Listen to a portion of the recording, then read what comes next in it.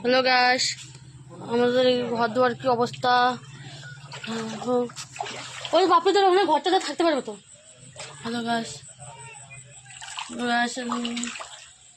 মানে বৃষ্টিতে বন্যা, পুরো বন্যা হয়ে গেছে, হাউসফুল। কালকে তো ঘর দুয়ার কিছু দেখা যাচ্ছে না রাতের থেকে।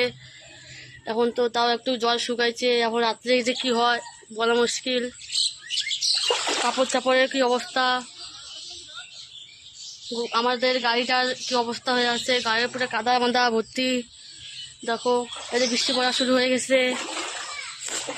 তারপরে আমার বর এদিকে ঘর পোষাক করতেছে।